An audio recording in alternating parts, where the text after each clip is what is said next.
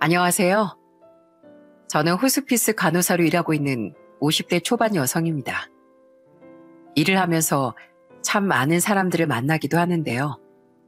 여기 오시는 분들은 대부분 몸이 많이 안 좋으셔서 오시지만 각자 여기에 오기까지 많은 사연들을 가지고 계시답니다. 그 사연들을 가끔씩 들을 때마다 저 역시 눈물이 나올 때가 많은데요. 저에게도 눈물겨운 사연이 있어 여러분들에게 들려드리고자 이렇게 글을 써보게 되었습니다. 전 시골에서 농사를 짓는 부모님 밑에서 자랐어요. 오빠와 절 키우려고 부모님이 정말 열심히 농사를 지으셨죠. 저 역시 그런 부모님의 기대를 받아 열심히 공부를 해 서울에 있는 대학에 가게 되었고 졸업해 간호사로 취직을 하게 되었어요. 취직 후에 열심히 일을 하다가 중매로 만나게 된 사람이 바로 남편이었죠. 남편은 정말 자상하고 좋은 사람이었습니다. 그때 당시 남편은 경찰에 막 입사한 신입 경찰이었어요. 둘 다 사회 초년생이었던 그 시기에도 저흰 서로에게 금방 호감이 생겼고 그렇게 빨리 결혼을 하게 되었습니다. 사실 처음 결혼할 때 걱정이 되었던 부분이 가정 형편이 차이가 좀 난다는 거였어요. 시댁은 시부께서 관광버스 회사를 운영하셨고 잘 사는 집이었는데 저희 집은 아무래도 농사를 짓다 보니 평범한 집안이었거든요. 그런데 시부모님께서 정말 좋으신 분들이셨습니다. 결혼하고 얼마 안 돼 시댁에 간 적이 있었는데 그날 시모가 챙겨주신 걸 보고 전 정말 깜짝 놀랐어요. 어머님, 이게 다 뭐예요? 김치에 장아찌에 나물까지 이거 다 만드신 거예요? 아니, 난 집에 있어서 쉬엄쉬엄 하면 돼. 넌 밖에서 일하니까 얼마나 바쁘겠니? 이거 별거 아니야. 그냥 저녁에 밥만 해서 반찬 이걸로 먹으면 될 것 같아서 챙겼어. 저녁 챙기기 힘들지? 나도 결혼하고 처음엔 뭘 해야 하나 맨날 고민했었거든. 어머님, 너무 감사해요. 안 그래도 반찬 어떤 걸 해야 하나 매일 고민했었는데 어머님 덕분에 제가 저녁 걱정 덜었네요. 그러니? 네가 좋아해서 다행이네. 다음엔 먹고 싶은 거 있으면 언제든지 말해. 내가 다 해줄 테니까. 혼자서 아등바등 살림하려고 하면 얼마나 힘들겠니? 시모는 맞벌이하는 절 위해 반찬도 매번 챙겨주시곤 했어요. 거기다가 시부께서도 늘 저에게 고생한다며 챙겨주시기도 했죠. 게다가 시부께선 종종 저에게 몰래 용돈도 챙겨주시며 절 위해 주셨어요. 맛있는 걸 사 먹으라고 하거나 아니면 필요한 걸 사라고 종종 챙겨주셨죠. 아무래도 결혼 초기엔 많이 긴장도 했었는데 시부모님께서 이렇게 챙겨주시니 저도 마음이 많이 편해졌던 것 같아요.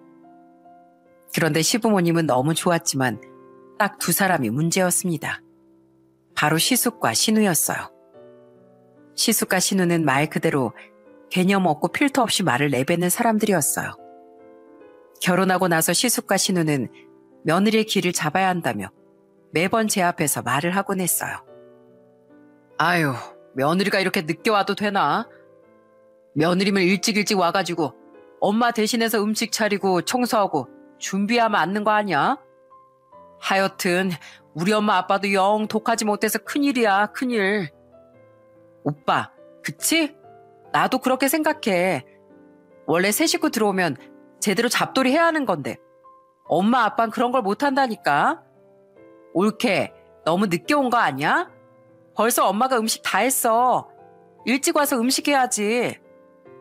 저 일 끝나고 바로 온 거예요. 오늘 그리고 원래 약속이 있었던 게 아니었잖아요. 헐, 지금 뭐 하는 거야? 나 옳게 신우이야, 신우이. 내가 뭐라고 하면 네 죄송합니다 해야 하는 거 아니야? 누나나 제대로 해. 누난 시댁에 가긴 해? 시댁 꼴도 보기 싫다고 그 앞에도 안 가면서 누가 누구 보고 뭐라고 해? 어이가 없네. 그리고 형은 형수님이 왜 안 데리고 오는데? 우리 마누라한테 뭐라고 할 거면 형도 형수님을 데리고 와야지. 아니, 네 형수는 일하잖아. 뭐 우리 마누란 일 안 해? 똑같이 일하다가 왔어. 뭔 소리야 그게? 헛소리 하지 말고 엄마 고생하는 거 싫었으면 형이나 누나가 가서 같이 도우면 될 거 아니야. 그때 남편의 외침에 신우나 시숙은 아무런 말도 하지 않았지만 참 두 사람을 볼 때마다 왜 이렇게 쓸데없는 서열질을 하는지 이해를 할 수가 없었어요. 그렇다고 두 사람이 엄청 잘 나가는 것도 아니었습니다. 시숙은 한의원을 하는 형님과 결혼을 했고 사업을 하지만 그닥 번창하는 건 아니었어요. 거기다가 신우는 일반 회사원이었던 시매부와 결혼했지만 여유로운 편은 아니었죠. 누구에게 뭐라 할 처지는 아니라 생각했는데 매번 절 볼 때마다 어떻게든 절 깎아내리려고 안달이 났던 게 바로 시숙과 신우였습니다. 그래도 남편과 시부모님은 너무 좋으신 분들이었기 때문에 가끔 보는 시숙이나 형님, 신우는 그다지 신경 쓰이진 않았어요. 결혼하고 몇 달 후에 전 바로 임신을 했었는데 그때 시부모님께서 정말 너무 좋아하셨던 기억이 있어요. 그렇게 시부모님은 임신한 절 많이 아껴주셨어요. 가끔씩 시댁에 가면 손 하나 까딱 안 하도록 그대로 소파에 앉아 쉴 수 있게 해주셨죠. 늘 식탁에 차려지는 음식은 제가 좋아하는 음식이거나 평소에 남편한테 먹고 싶다고 한 번쯤 말했던 음식들이 차려질 정도였습니다. 그만큼 남편과 시부모님이 절 많이 배려해 주셨다는 거였죠. 그렇지만 여전히 그때도 시숙과 신우는 정말 무례하더라고요. 임신을 하고 만삭일 때 시숙과 신우이는 제 배를 보면서 놀리곤 했습니다. 와, 재수씨 걸어다닐 순 있어요? 배 봐. 뒤뚱뒤뚱 아주 펭귄 같네. 저렇게 배 나와가지고 넘어지지도 않나? 아무리 임신했다고 하지만 살이 너무 찐 거 아닌가? 그치? 우리 와이프도 임신했을 땐 저 정도 아니었는데. 그러게 말이야 오빠. 나도 임신했을 때 저렇게 배가 안 나왔던 것 같은데 올케는 참 신기하다. 살이 그렇게 찌면 나중에 어떻게 빼려고 그래? 그거 진짜 힘든데? 아, 그래요? 아니 근데 형님 저한테 그런 말 하는 거 좀 웃기지 않아요? 형님도 임신했을 때 30kg 넘게 쪘다고 했잖아요. 제가 그때 형님한테 뭐라고 하던가요? 제발 사람 좀 존중할 줄도 아세요. 도대체 이런 모습 보이면 애들이 뭐라고 생각하겠어요? 뭐? 올케 말 다 했어? 너 앞으로 진짜 두고 봐. 아니 재수씨 말을 무슨 그렇게 해요? 제가 뭘요? 형님이 먼저 저한테 그렇게 말하시니까 그런 거죠. 그런데 아주버님도 같이 운동하셔야 되겠어요. 저야 뱃속에 아기라도 있지. 아주버님은 그냥 살이잖아요. 안 그래요? 제가 아주버님 살찐 거 가지고 뭐라고 한 적 있어요? 제가 이렇게 말하면 시숙과 신우는 꿀먹은 벙어리처럼 아무런 말도 하지 못하더라고요. 그러면서 내내 사람 속을 만날 때마다 어찌나 긁어대는지 짜증날 때도 있었지만 좋은 남편과 시부모님을 보면서 참고 넘어갔습니다. 그렇게 결혼한 지 1년이 지나고서 출산을 하게 되었고 그 뒤로 1년 후에 둘째를 낳아 2년 터울로 셋째, 넷째까지 낳게 되었어요. 워낙 아이를 좋아했던 저와 남편은 결혼 전에도 다둥이를 키우길 원했었거든요. 그렇게 넷을 낳고 나니 집안도 북적북적하고 사람 사는 것 같았습니다. 저희보다 더 좋아하셨던 건 바로 시부모님이셨어요. 사실 시부모님은 형제가 별로 없으셔서 늘 외롭게 자라셨다고 하셨거든요. 그래서 자식들을 많이 낳고 싶어 하셨는데 셋으로 그쳤다는 것도 늘 아쉬워하셨어요. 그러다 보니 저희가 넷을 낳으니까 무척이나 기뻐하셨죠. 그런데 역시나 넷째, 막내를 낳고 나서 시숙과 신우는 사람 속을 긁어대더군요. 애초에 찾아오지 않으면 될 걸 굳이 출산한 병원까지 찾아와서는 제 속을 마구마구 긁어댔습니다. 와, 재수씨 무슨 애를 뭐 얼마나 낳으려고 하는 거예요? 아유, 징그럽게도 애도 많이 낳네. 정말 딱 하나만 낳으면 되지. 무슨 넷씩이나 낳았대? 그러니까 요즘 누가 이렇게 애를 많이 낳아? 올케, 계획은 하고 낳는 거 맞아? 이러다가 애 키워야 된다고 일도 그만두고 우리 동생만 고생하게 만드는 거 아니야? 형, 누나, 그런 소리 할 거면 여기 오지 마. 내가 안 그래도 형이랑 누나 오지 말라고 하려다가 말았는데 그냥 오지 말라고 할 걸 그랬어. 형이야말로 왜 그렇게 얘기해? 형은 더 낳고 싶은데 형수가 몸에 망가진다고 죽어도 안 낳는다고 했다면서? 그래서 나한테 형수 욕한 거 불과 몇 개월 전 아냐? 거기다가 누난 애 낳고 싶어도 누나가 안 벌면 돈 벌 사람 없어서 못 낳는다며? 매형 자꾸 일 그만두고 그래서 못 낳는다고 하소연하지 않았어? 그랬으면서 왜 여기 와서 그 난리야? 헛소리 할 거면 제발 좀 찾아오지 마. 아니 뭐 형은 네가 걱정돼서 하는 소리지. 애가 많으니까. 내 걱정은 내가 알아서 해. 쓸데없는 소리 해가지고 우리 마누라 상처 주지 말라는 말이야. 아유, 그냥 가. 우리 애들 우리가 알아서 키우니까 가라고. 출산하고 얼마 안 된 제 앞에서 헛소리를 하는 시숙과 신우가 너무나 얄미웠지만 그걸 듣고서 남편이 바로 화를 내주니 든든한 마음도 들었습니다.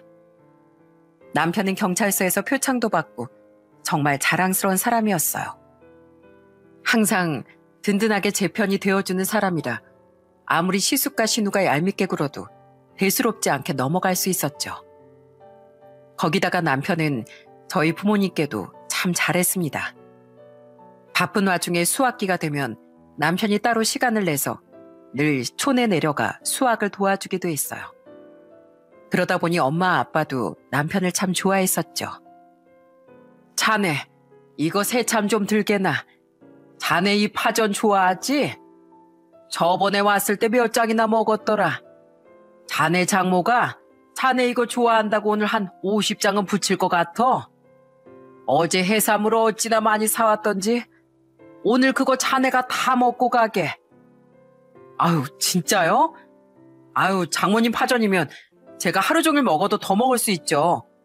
아버님, 이거 한 잔 받으세요. 시원하게 드시고 저녁엔 제가 맛있는 거 사드릴게요. 그래. 우리 사이 올 때면 참 좋아. 시내 나가서 안 먹어본 거 먹어볼 수도 있고 말이야. 사위 덕분에 우리 농사일도 편하게 잘하고 역시 우리 사이가 최고야, 최고. 그렇게 저희 부모님에게도 살뜰하게 자라던 남편과 무엇보다 다정하게 절 챙겨주시는 시부모님 덕분에 전 행복하게 잘 지낼 수 있었습니다. 그런데 행복했던 저희 가정에 불행이 찾아오고 말았어요. 결혼하고 7년이 되었을 때 시부께서 교통사고가 난 거였죠. 지방에 계신 시부의 친구 부모님 장례식장에 다녀오던 길에 그만 큰 사고가 난 거였습니다.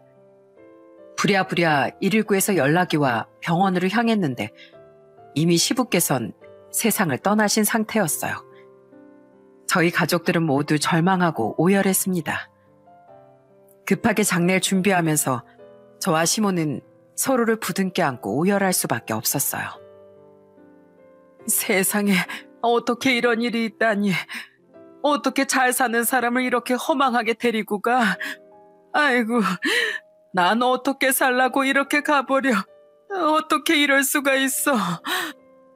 아버님, 저희는 어떻게 하라고 이렇게 가세요. 조금만 더 저희 곁에 있으시지. 어떻게 이렇게 허망하게 가세요.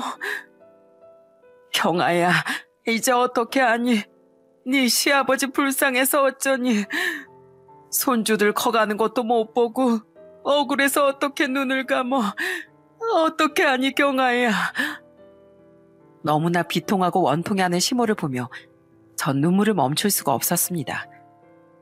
소식을 듣고 달려온 저희 부모님께서도 슬퍼하는 시모를 보시고선 두 손을 맞잡고 함께 슬퍼하셨어요.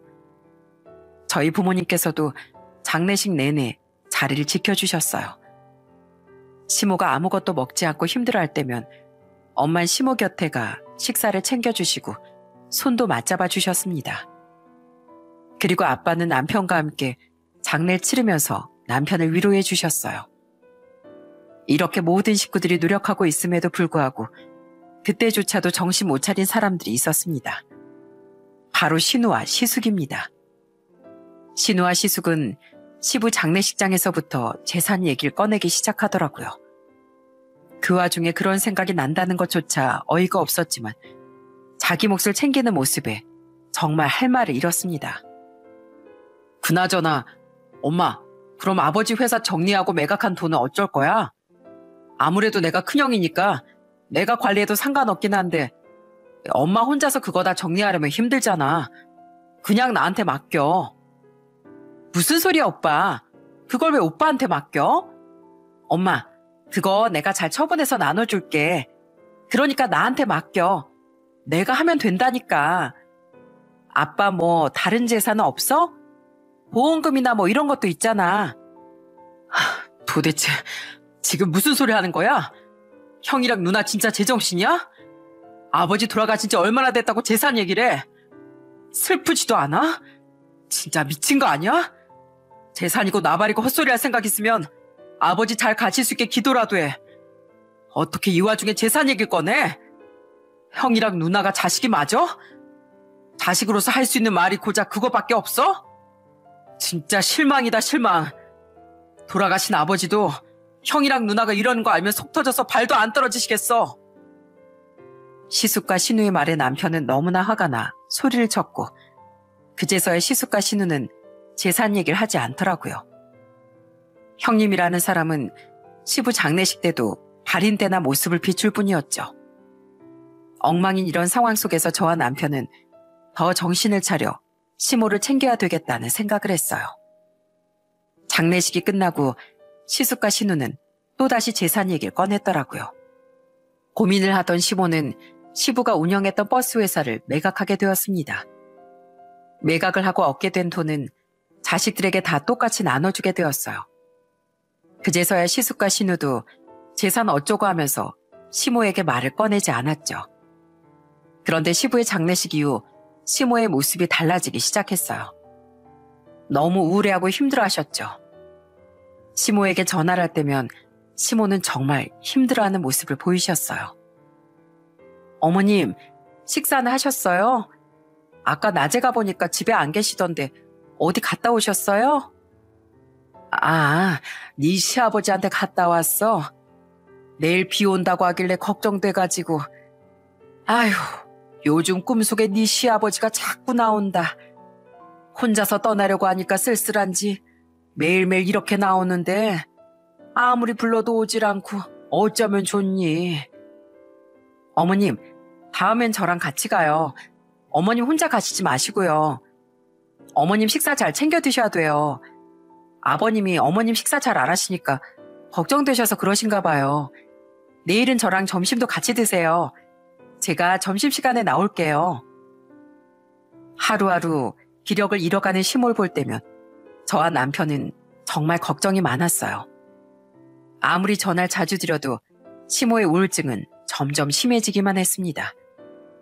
저희 많은 대화 끝에 시모를 모시기로 결정을 했어요.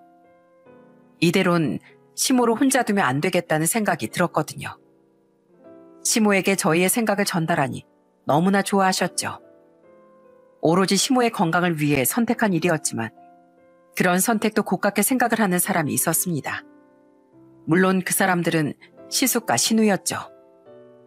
시숙과 신우는 저희의 의도를 아예 이상하게 받아들이더라고요. 그날은 남편 형제들에게 합가 얘기를 꺼내기 위해 온 가족이 다 모인 날이었어요. 와, 재수씨 그렇게 안 봤는데 기가 막히게 머리 썼네. 우리 엄마 꼬셔가지고 남은 재산도 탐내려고 합가하는 거야? 그러니까 옳게 우리 재산 탐낼 생각하지 마. 그거 다 자식들 돈인 거 알지? 나중에 다 우리 거 될 건데 미리 힘 빼지 마. 재수씨, 우리 엄마 돈도 우리 돈인 거 알죠? 그것만 안 잊어버리면 돼. 뭐 합가하는 거야 알아서들 하시고.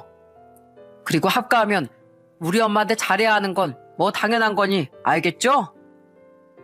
어떻게 벌써부터 사람들이 돈 타령만 해요? 우리 어머님 필요한 게 뭔지 자식으로서 진짜 몰라요? 어머님 옆에서 좀 응원해드리고 힘드리고 하는 게 필요하잖아요. 어머님, 아버님 돌아가시고 나서 내내 우울해하셨는데 누구 하나 챙겨드린 적 있어요?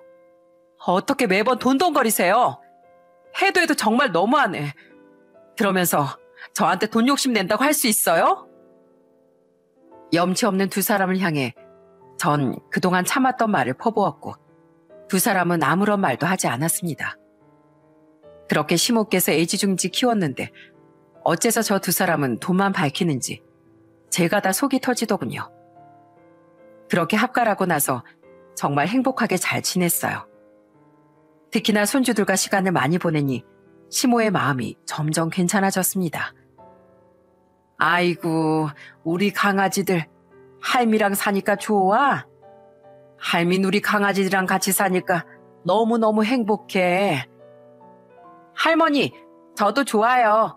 할머니랑 사니까 맛있는 것도 많이 먹고 할머니랑 산책도 갈 수 있고 너무너무 좋아요. 할머니, 우리 주말에 같이 꽃구경 가요. 친구가 저번 주에 공원 갔다 왔는데 꽃이 엄청나게 많이 피었대요. 할머니 꽃 좋아하시잖아요. 그래, 우리 손주들. 우리 손주들이 가자고 하면 가야지. 할머니가 도시락 싸줄게. 우리 도시락 싸가지고 나들이 가자. 우와, 신난다, 신나. 역시 할머니 최고. 시모께선 그 후로 점점 기운도 차리시고 우울증도 나아지셨습니다. 그렇다고 시모만 좋았던 합가는 아니었어요. 저 또한 많이 배우고 도움이 되었죠. 사실 젊어서부터 일을 하다 보니 자식들을 키우면서 반찬이나 이런 걸 많이 신경 쓰지 못했었는데 합가를 하고 나서부턴 시모께서 반찬도 푸짐하게 건강식으로 차려주시고 살림도 신경 써주시니 저는 일을 하는 게 더 편해졌어요. 거기다가 쉬는 날에 반찬 만드는 방법을 알려달라고 하면 시모는 하나하나 꼼꼼하게 알려주시곤 했답니다. 어머님, 그때 된장 시금치 무침 있잖아요. 그거 애들 잘 먹던데 그거 어떻게 하는 거예요? 저한테 좀 알려주세요. 아유, 내가 다음에 또 해주면 되는데 뭘. 나도 그때 보니까 애들 너무 잘 먹더라. 그게 입맛에 딱 맞았나 봐. 나중에 나 없을 때 네가 해주면 되니까 내가 알려주마. 그거 어려운 거 아니야. 두부 물기만 잘 빼면 돼. 면포에 싸가지고 쫙 물을 빼서 시금치 소금에 데쳐가지고 준비했다가 물기 빼고 된장이랑 깨소금이랑 참기름이랑 조금씩 놔가지고 조물조물 묻히기만 하면 되는 거야. 간단하지? 와, 어머님, 그걸 어디다가 다 써둔 것도 아니고 다 기억하고 계세요? 전 아무리 여러 번 해도 머릿속에 남질 않던데 역시 어머님은 살림 고수세요, 고수. 예, 난 벌써 수십 년 동안 살림만 했잖니. 너는 워낙 손도 야무지고 빨라서 나보다 훨씬 잘할 거야. 그렇게 소소한 추억을 쌓으며 10년이 넘는 세월을 함께 동거동락하며 생활했습니다. 시모와 함께 살면서 전 한 번도 후회를 한 적이 없었어요. 오히려 같이 살게 된 게 정말 좋은 일이었구나 늘 생각했죠. 그렇게 40대 후반이 됐을 무렵 결혼을 한 지 23년이 되었을 때 저희 가정에 큰 불행이 또다시 찾아왔습니다. 그때 당시 남편이 근무하던 서가 집 근처라 항상 자전거를 타고 출퇴근을 했었는데 야간 근무를 마치고 집으로 오다가 남편이 음주운전 차량에 치여 혼수 상태에 빠지게 되었어요. 그때가 딱 시부가 돌아가신 지 12년째 되던 해였죠. 첫애가 21살 때였지만 아직도 막내는 16살밖에 되지 않았던 때였어요. 남편의 사고 소식을 듣고 시모께선 정말 힘들어하셨어요. 아이고, 얘야, 우리 팔자가 뭐 이리 박복하다니. 우리 남편도 그렇게 허망하게 가더니만 아들마저 저렇게 허망하게 가버리면 어쩐다니. 우리 며느리 불쌍해서 어쩌니. 어머님, 걱정하지 마세요. 저희 남편, 어머님 아들 누구보다도 강한 사람이잖아요. 지금까지 우리 가족 든든하게 지켜준 사람인데 금방 깨어날 거예요. 그러니까 너무 슬퍼하지 마세요. 그래. 내가 이렇게 약해지면 안 되는데 자꾸만 불안한 생각이 들어서 미안하다. 우리 아들 강한 애니까 금방 일어나겠지. 금방 일어날 수 있을 거야. 전 그때 혼수 상태에 빠진 남편의 간병을 위해 다니던 병원을 그만두게 되었고 그 후로 매일같이 남편을 보게 되었습니다. 언제 깨어날지 모르니 아침 일찍 애들 학교 준비만 해두고 바로 병원으로 와 남편을 살폈죠. 그렇게 며칠 밤낮을 내내 간병하며 남편을 돌보다 보니 저도 기력이 많이 떨어지기도 했어요. 그걸 알고서 시모께선 저 대신 집안일도 싹 다 해주시고 애들도 챙겨주셨죠. 그리고 틈틈이 와서 저 대신 남편의 간병을 해주셨어요. 예, 너 가서 쉬어. 요 며칠 잠도 못 자고 제대로 쉬지도 못했잖니. 내가 여기 있으면 되니까 넌 잠시 가서 눈 좀 붙이고 오거라. 얼마나 피곤하겠어. 이러다가 너까지 큰일 나. 얼른 가. 어머님, 괜찮아요. 아까 조금 자서 많이 피곤하지도 않아요. 어머님도 힘드시잖아요. 집안일도 하시고 애들도 봐주시는데. 그런 거에 하나도 안 힘들어. 나보다 네가 더 힘들지. 가서 얼른 좀 자. 자다가 푹 쉬다가 오면 돼. 이러다가 너까지 아프면 나 마음 아파서 어떻게 사니. 그러니까 얼른 가서 쉬고 와. 시모께서도 마음이 찢어지고 안 좋은 상황이었지만 당신보다 오히려 절 위로해 주시며 많이 생각해 주셨답니다. 이런 노력에도 불구하고 결국 남편은 혼수 상태에 빠진 지 3주 만에 세상을 떠나고 말았어요.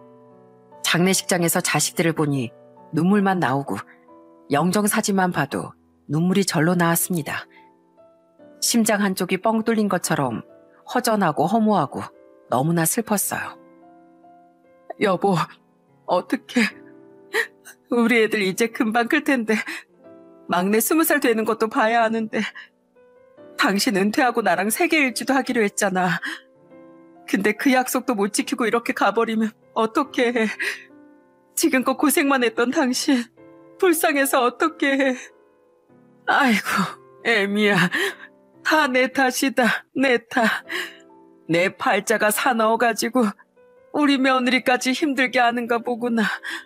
아이고, 우리 아들 어쩌면 좋니. 이 예쁜 애들 착한 마누라랑 행복하게 잘 지냈는데. 시모는 오열하는 제 옆에서 내내 위로해주며 절 달래주셨습니다. 남편이 가는 길은 외롭지 않았어요. 그동안 참 잘 살아왔다는 게 느껴질 정도로 장례식장엔 정말 많은 사람들이 찾아왔죠. 경찰서에서 함께 일하던 동료들이며 지인들이 많이 찾아오셔서 함께 슬퍼해 주셨습니다. 단 2명만 빼고서요. 시숙과 신우는 장례식이 끝나기만을 기다렸는지 집으로 돌아가자마자 기가 막힌 얘기를 꺼내더라고요. 그 2사람의 행동에 전 참았던 분노를 터뜨리기도 했습니다. 아, 장례식 끝났으니까 이제 정리할 건 정리해야죠. 재수씨, 이제 우리 어머님 집에서 나가세요. 뭐 이제 내 동생도 없는데 여기서 살 필요 없잖아요. 이제 남이에요, 남. 같이 사는 게 더 이상하지. 지금 무슨 소리 하시는 거예요? 저희가 왜 이 집을 나가야 되죠? 저희 앞으로 쭉 어머니 모시고 살 거니까 그런 소리 하지 마세요. 아니, 재수씨가 왜? 재수씨 남이잖아, 남. 가족도 아니고 피 하나 섞인 것도 아닌데 남이 왜 우리 엄마를 모시고 살아? 헛소리 하지 말고 나중에 쫓겨나기 전에 나가요. 나가. 지금껏 어머님 어떻게 지내는지 관심도 없다가 이제 와서 우리 보고 나가라고요? 절대 못 나갑니다. 저 나갈 일 없으니까 어디 한번 쫓아내 보시던죠. 그렇게 제가 분노를 하자 시숙과 신우는 안 되겠다 생각했는지 그날은 조용히 넘어갔습니다. 그런데 며칠 후부터 기가 막힌 일들이 벌어졌어요. 제가 끝까지 집을 지키고 있으니 시숙과 신우는 별의 별짓을 다 하더라고요. 하루는 밖에서 일을 보고 집으로 돌아갔는데 없던 짐들이 거실에 잔뜩 쌓여 있었습니다. 이게 뭔가 해서 봤더니만 방에 있던 시숙이 나오더니 대수롭지 않게 얘기를 하더라고요. 아, 이거 내 짐이에요.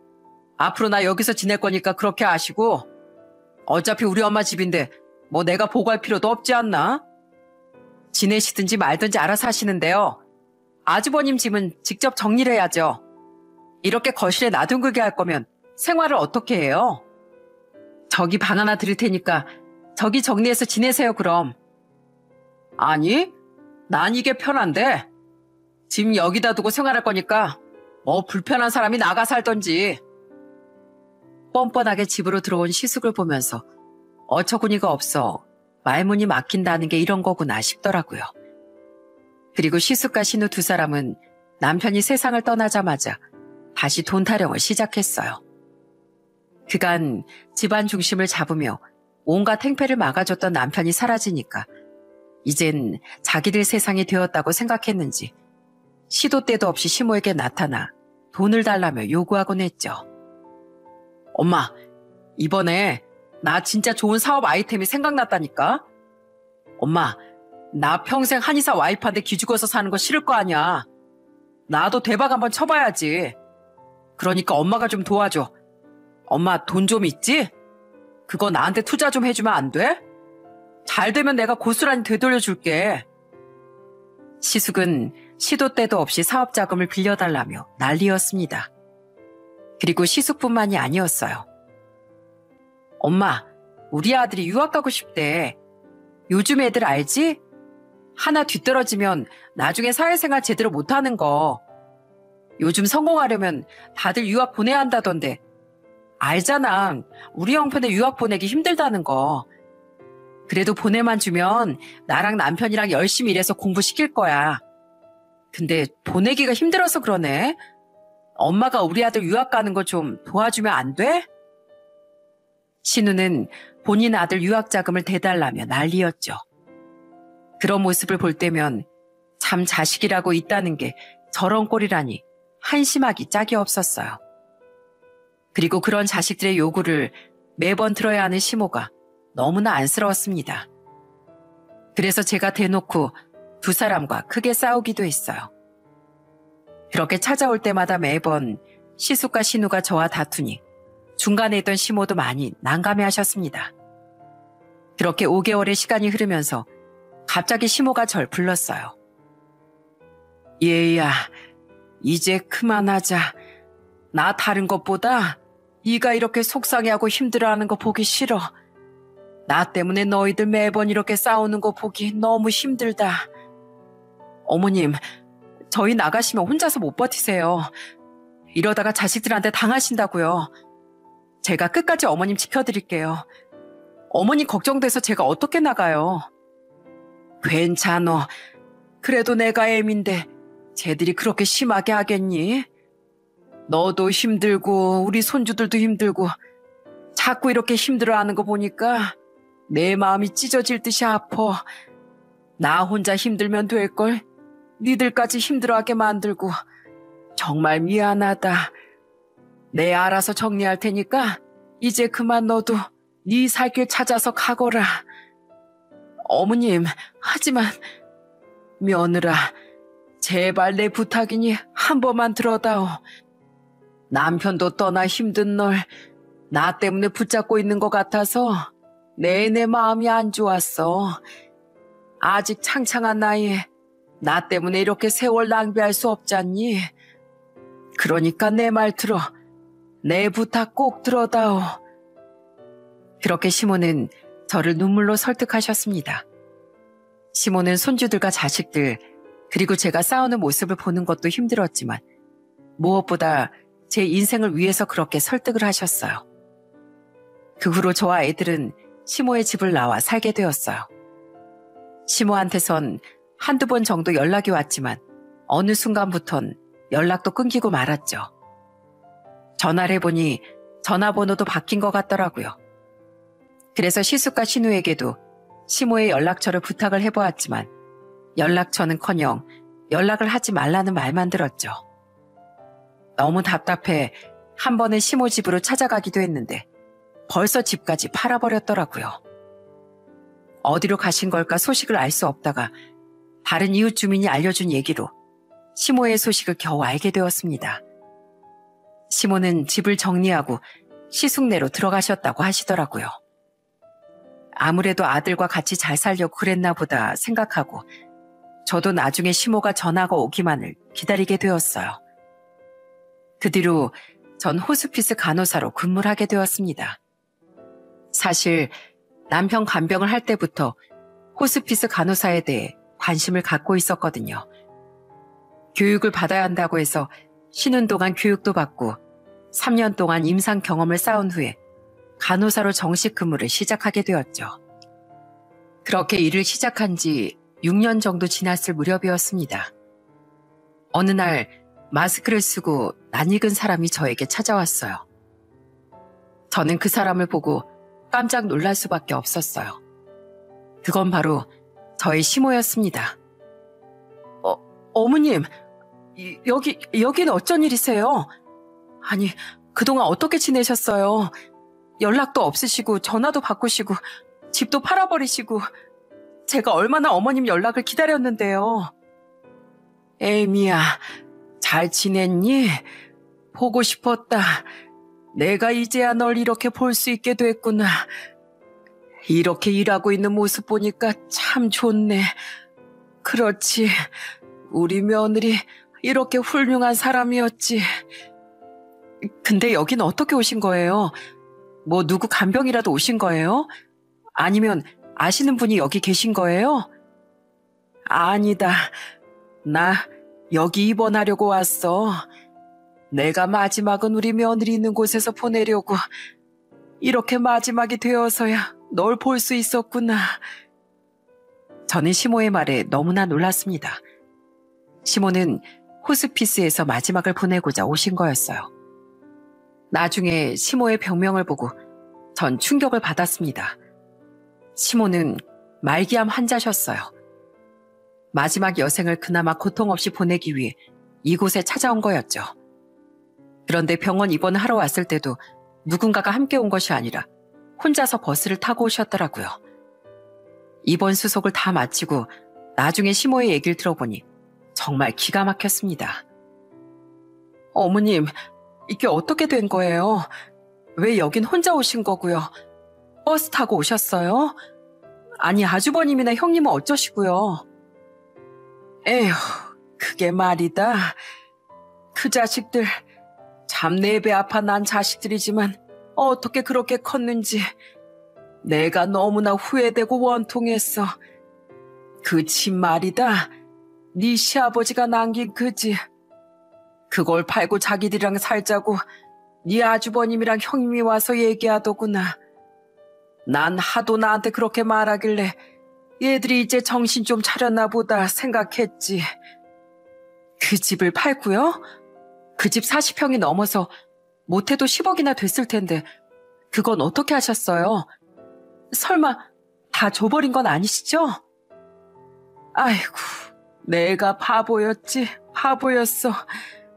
자식들 정신 차린 줄 알고 나눠줬더니만 그때부터 난 바로 찬밥 신세더구나. 내가 아프든지 말든지 신경도 안 쓰고 내가 왜 거길 들어갔는지. 한 번은 내가 너무 아파서 병원에 좀 데리고 가달라고 했더니 걔들이 글쎄 뭐라고 한 줄 아니? 택시 타고 가라더구나. 움직이기도 힘든데 병원 앞까지만이라도 데려다 달라고 하니까 119를 부르래. 참, 이게 말이나 됐냐? 어머님, 그럼 저한테 그때라도 연락을 하시죠. 어머님이 이렇게 지내시는 줄 알았으면 그때 저 싸워서라도 모시러 갔어요. 너한테 짐 안 되려고 내가 그렇게 노력했는데 어떻게 널 다시 찾을 수 있겠어? 새로 인생 시작하는 너한테 어떻게 내가 짐이 되겠니? 미안하고 또 미안해서 더 연락을 못했지. 그러다 너무 아파서 병원에 갔더니만 말기암 판정을 받은 거야. 이미 손을 쓸 수 없을 정도로 퍼졌다고 하더구나. 시모는 제 손을 꼭 잡으면서 그간 지내온 얘기를 차분히 들려주셨어요. 저희가 집을 나간 그 이후부터 시모는 정말 힘들고 고되게 사셨더라고요. 특히나 말기암이 밝혀지고 나서 자식들 태도는 제 분노를 일으켰어요. 어떻게 그럴 수 있을까 싶을 정도였죠. 특히나 아주버님네 부부는 정말 환상의 부부였어요. 어떻게 둘이 똑같은 사람끼리 만났는지 참 기가 찰 노릇이었습니다. 아주버님 댁에 들어가게 되면서 어떻게 살았는지 들어보니 참 이렇게 악마 같은 사람들이 다 있나 싶을 정도였어요. 어머님, 형님은 뭐라고 안 하셨어요? 그래도 한의사인데 어머님 아프시다고 하면 뭐 약이라도 한 제 지어줬을 거 아니에요. 허이구, 내가 아주 걔 두 얼굴이 아주 질렸어. 큰아들 있을 땐 옆에서 아무 말도 안 하고 있더니만 없을 땐 나한테 와서 이러더구나. 노인네가 밖에 나가서 살면 얼마나 살 수 있을 것 같냐면서 따뜻한 집에서 밥이라도 얻어먹고 싶으면 조용히 있으라고. 어떻게 사람 탈을 쓰고 짐승짓을 할 수 있는지 원. 네?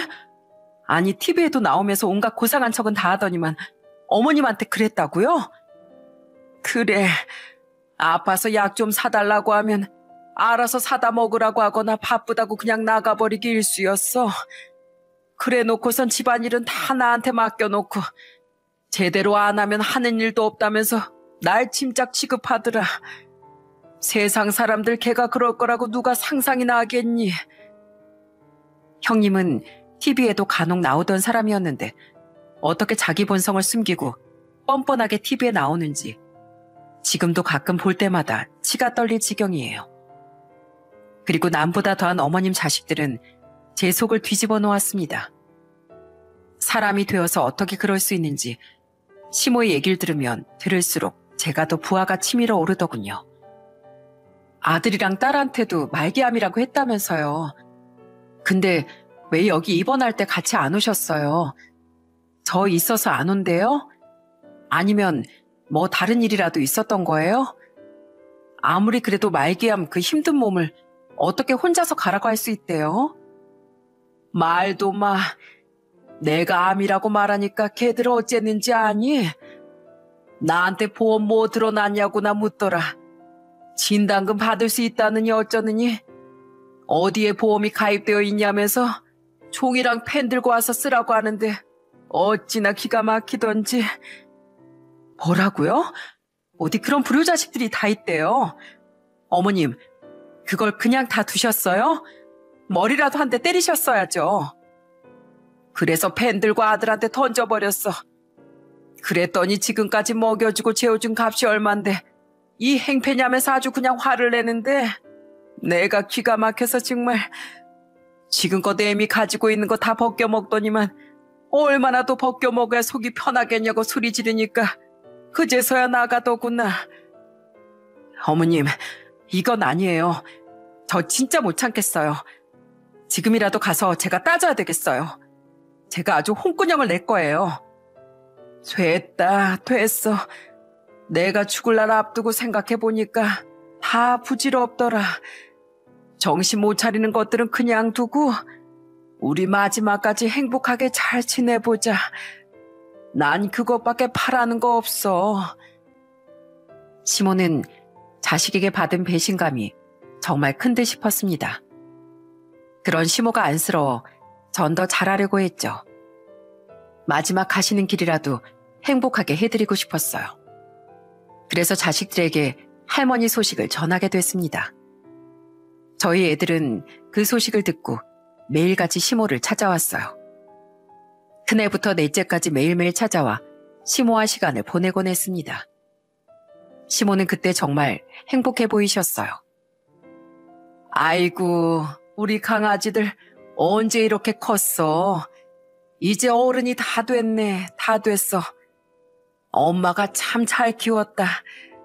우리 며느리 그동안 혼자서 애들 키우느라 일하느라 고생 많았겠네.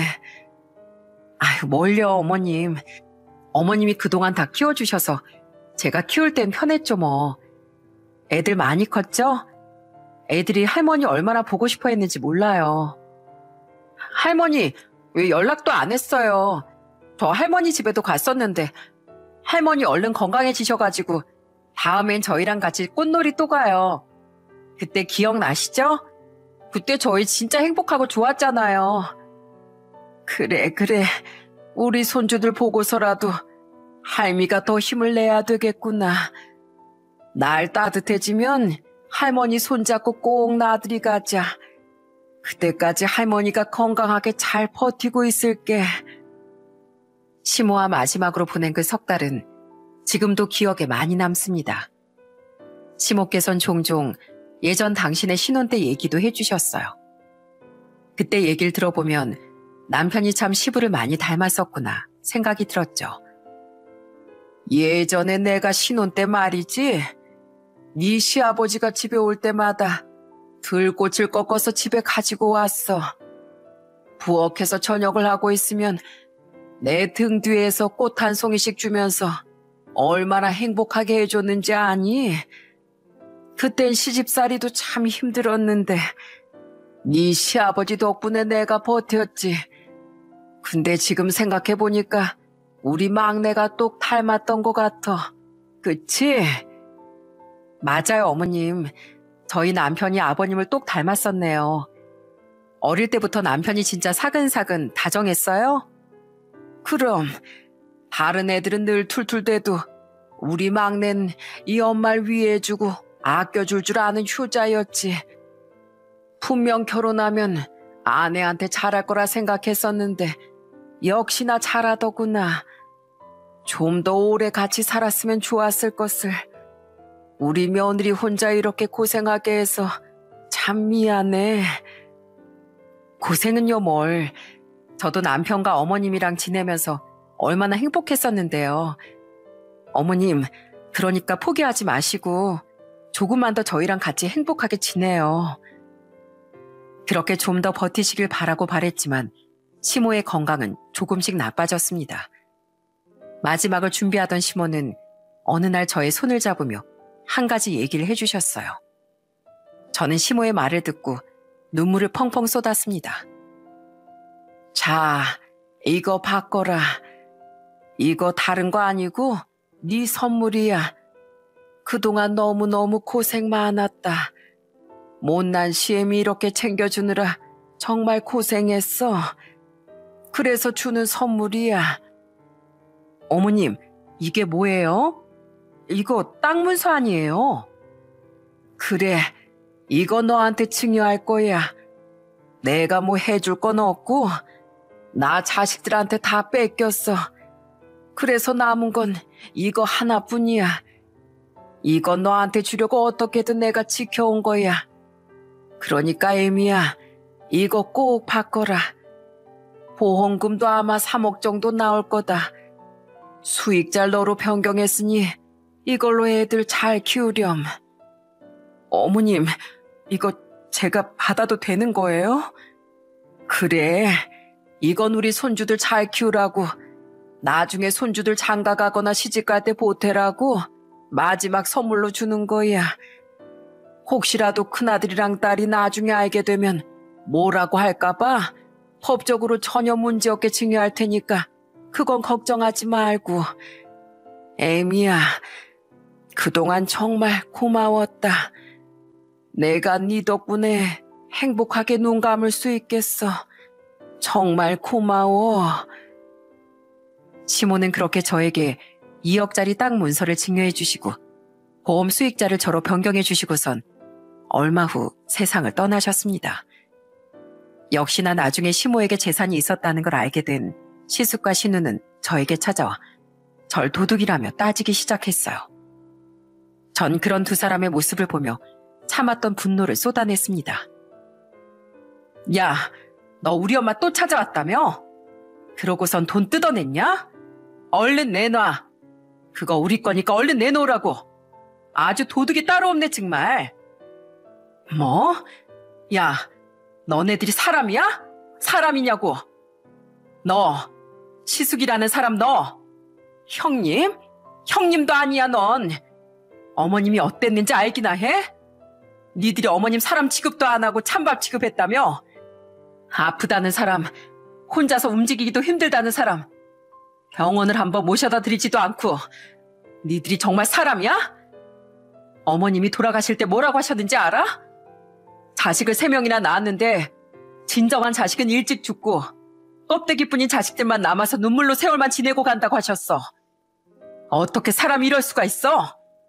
자식들 생각하면서 끝까지 눈물로 지내신 분한테 어떻게 이럴 수가 있냐고. 뭐? 재산?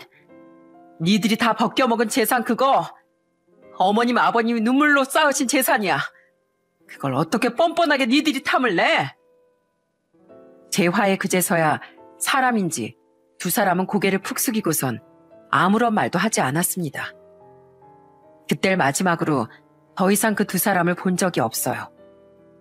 듣기론 시숙 사업도 어렵고 신우네도 재산을 어떻게 써먹었는지 어렵게 산다고 하는데 참 그래서 끝까지 이렇게 재산 욕심을 냈나 봅니다.